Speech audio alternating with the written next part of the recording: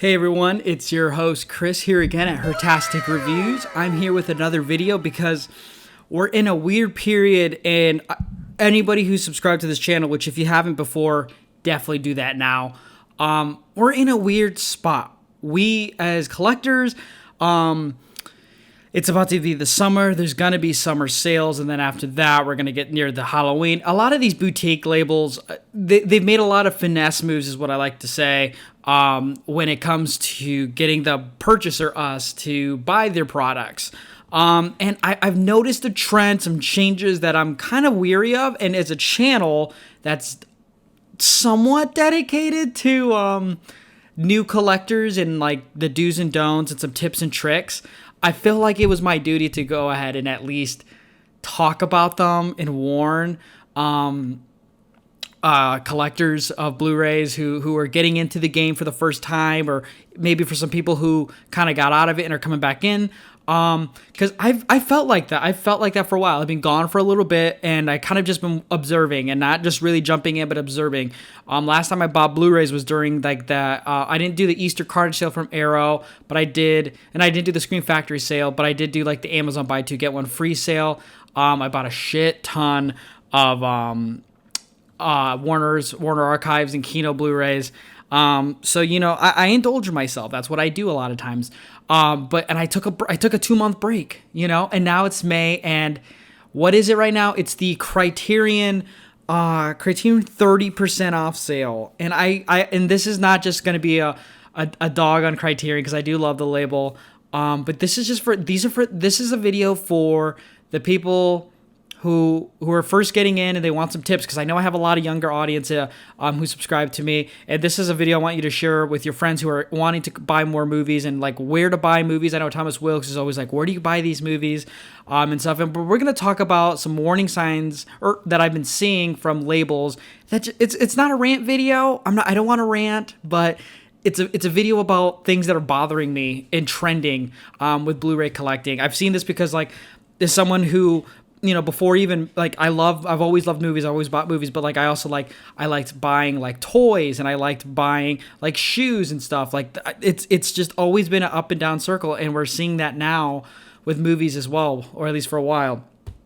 And I just want to talk about the big labels and like the changes they've made, and it kind of bothers me a little bit. So the first thing we're going to talk about is this.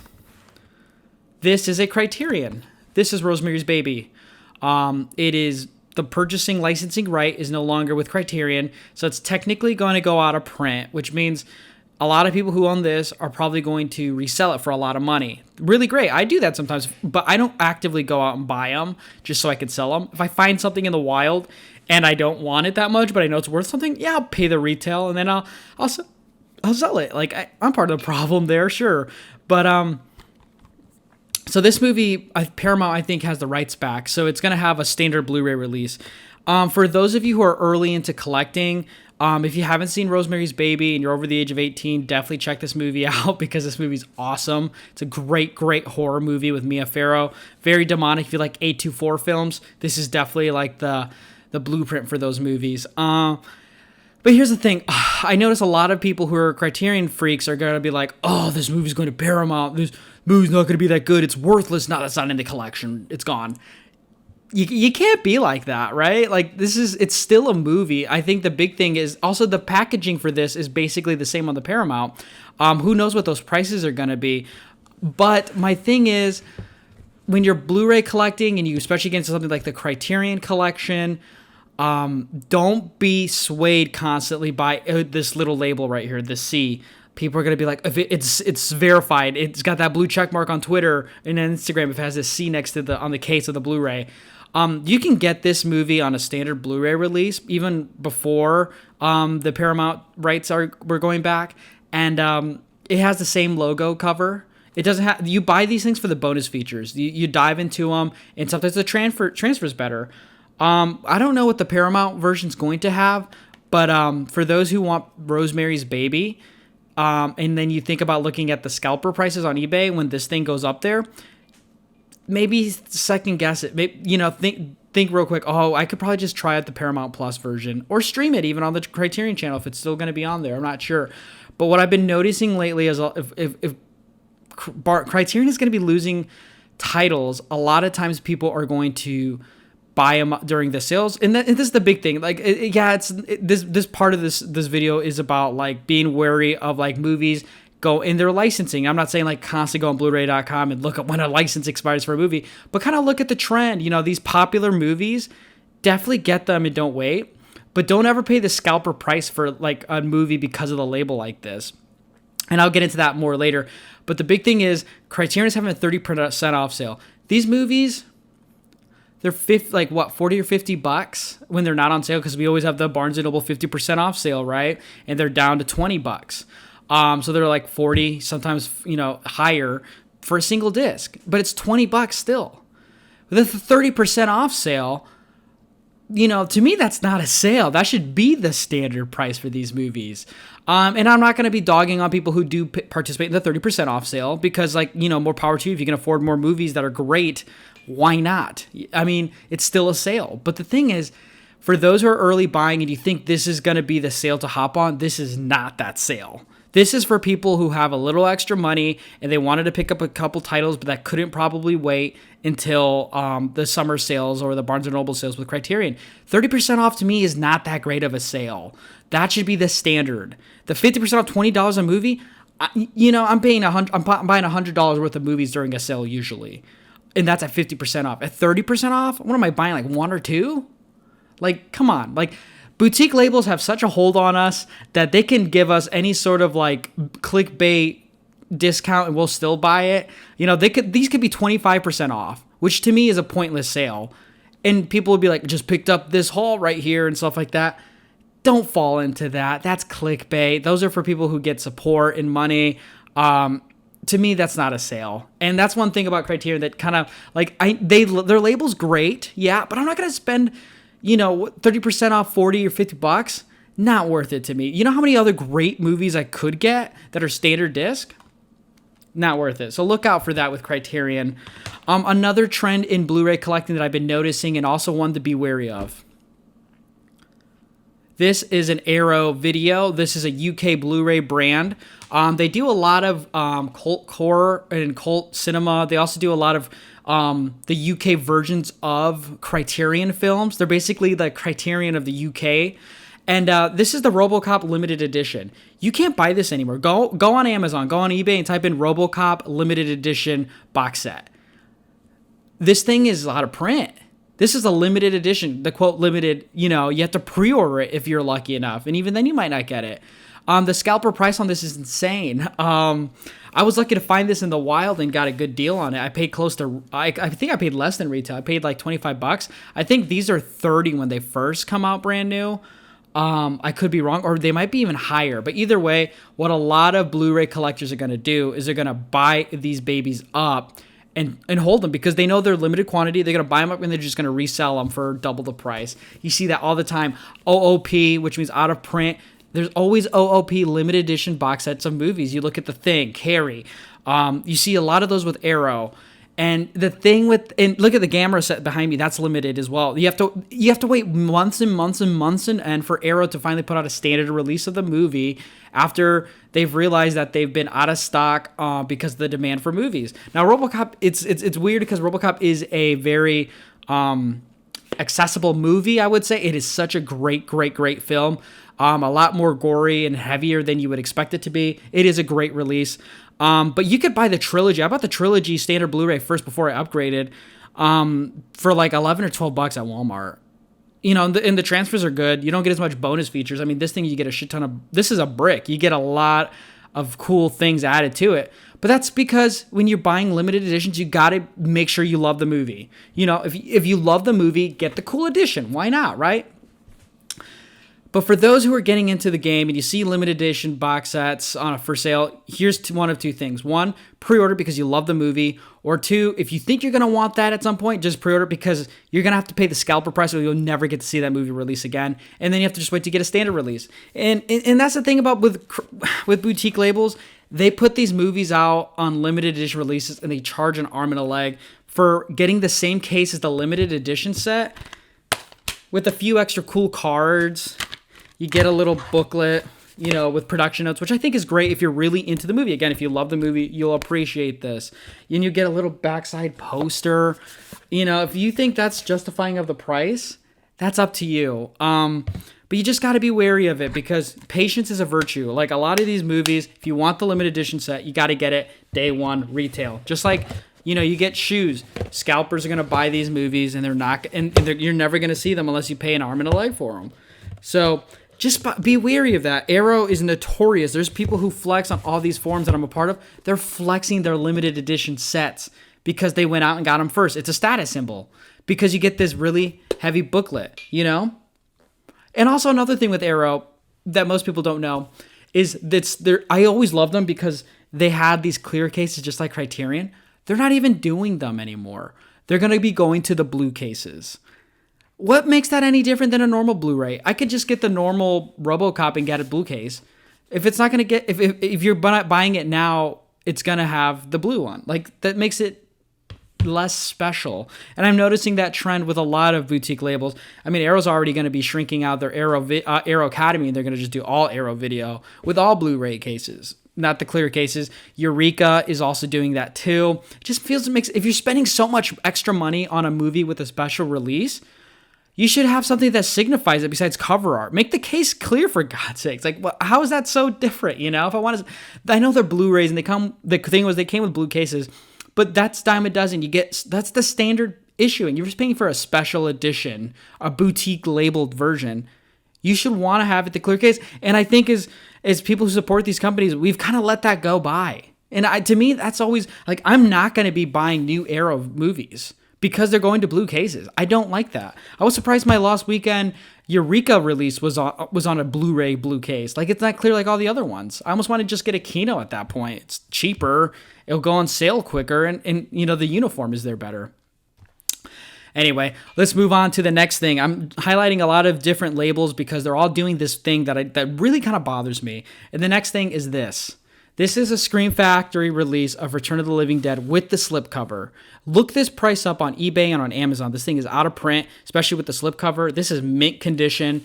I've only watched this movie since ever getting it for Christmas one time. Pristine. It's out of print to fuck. You know, people are going to pay so much money for this because it's a cover art. I mean, you get cool special features with it. But I got this as a gift. And and here's the thing about Scream Factory. They do a lot of these sales with their movies, and they're barely sales. And their shipping is horrible. It gets so hard to support these labels when they do these things. And I'm not saying like I'm ungrateful for what Scream Factory does, because they put out an amazing release of this awesome movie that's had a standard release already. But the movie is still there, right? So like, why would someone you can buy this used at one of the Entertainmarts near me, and they want the used price $76.99. Like, what? Like, I know licensing is the issue why these movies are you know, they're here and they're gone.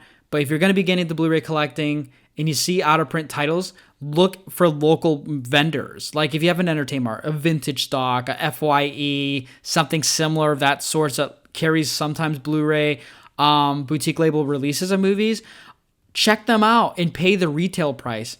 Don't always think just because that movie's that price, that's what it's worth, you know? And that's the thing about collecting too. Is it about the movie or is it about packaging at this point? Because I know people are only paying for this because of the packaging. Nobody cares if you just have the case. They care if you have the slipcover with it. Scream Factory is notorious for this.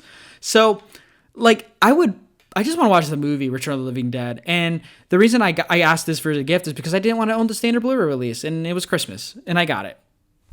You know, simple as that. It wasn't because I knew this movie was going to go out of print, you know, and I had to have that flex of this movie on my shelf, you know.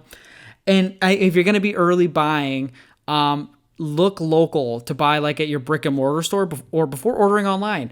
And I think with sales, it really hurts when you get like something like Scream Factory or Shout Select. They put out these sales, and it's the same retail price. Like a lot of times their sales aren't even sales. They're like 10% off. What? 10% off like these movies? Like, come on. Just because there's a sale doesn't mean you have to participate.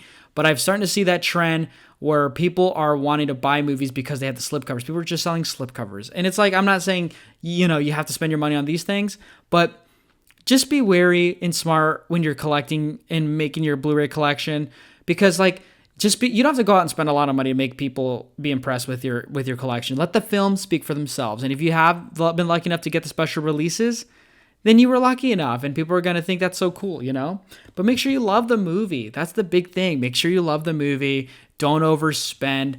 Unless it's a movie that only has one Blu-ray release ever in its life. And it's, the thing Film at Home's always said was movies that are out of print, eventually they will be put out again at some point. To me, if it's a movie that it's out of print and I don't think it's going to come out, Dawn of the Dead, I have the Blu-ray release. I didn't get the second sight because my Blu-ray was good enough and I didn't want to spend $100 plus on Dawn of the Dead on a movie I already owned on Blu-ray.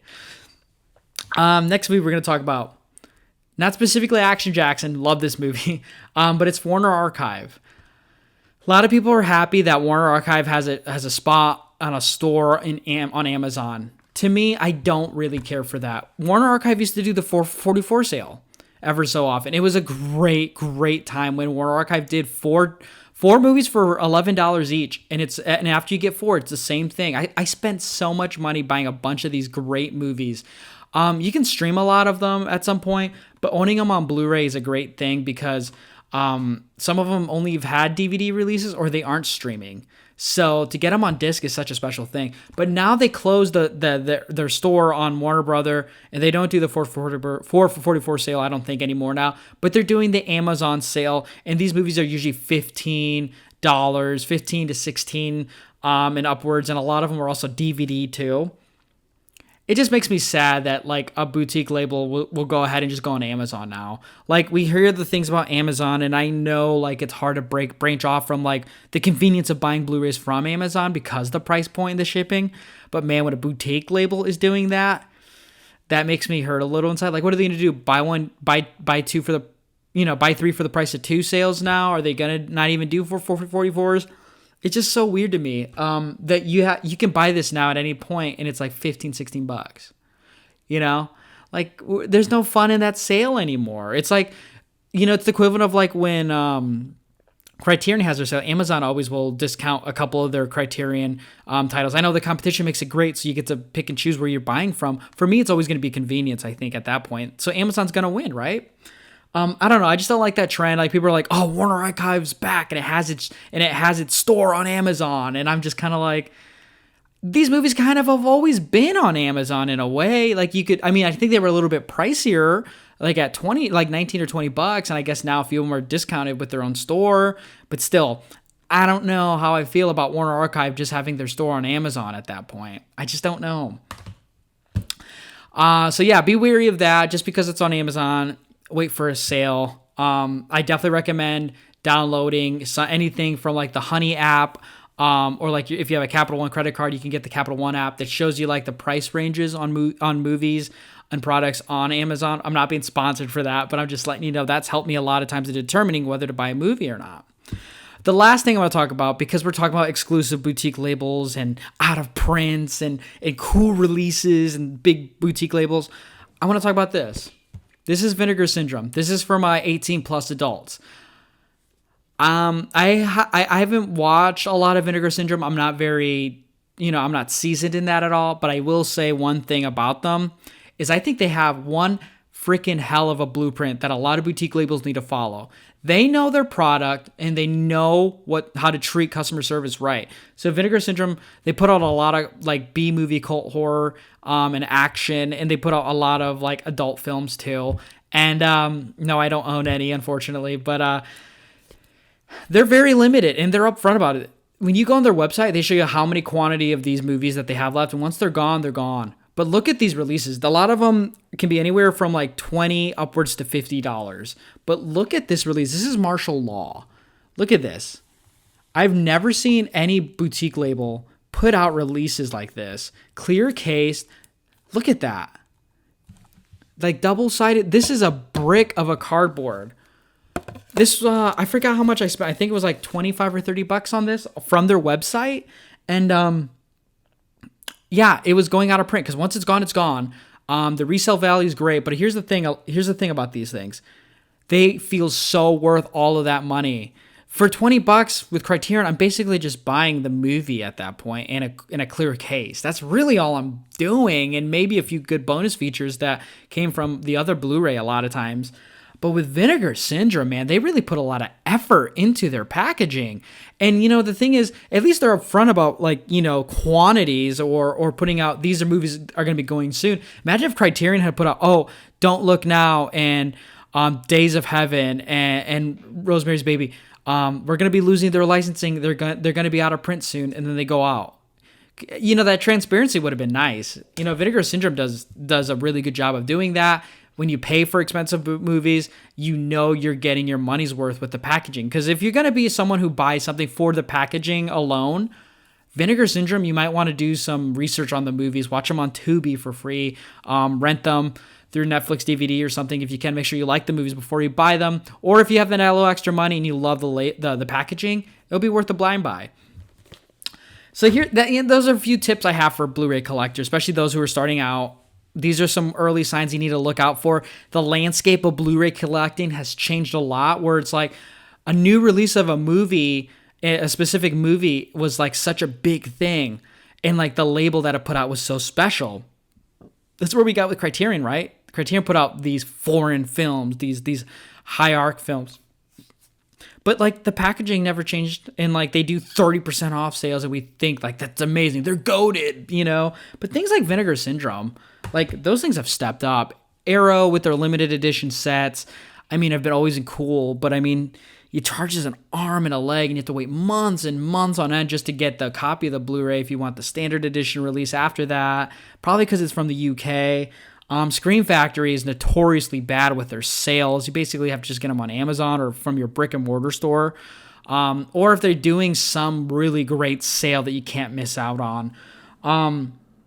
It's just the landscape is what I thought it used to be. And like collecting is becoming more of like a competition at this point than like what I want to buy. Because now I'm thinking, well, I'm spending at least $20 on a lot of these movies, and if not, I have to buy some of these movies because they're probably going to go out of print at some point. I'll never get a chance to buy them anymore, which makes it kind of fun if someone with expendable income at times, but it also makes it very scary when it's like I appreciate just movies and the access to them, and if they're not going to be there anymore, then like these companies are basically kind of gaslighting us as collectors in a way and thinking, oh, this movie might not be there. You might want to just buy that movie. And then they'll give you like, here's a clear case and some cover art.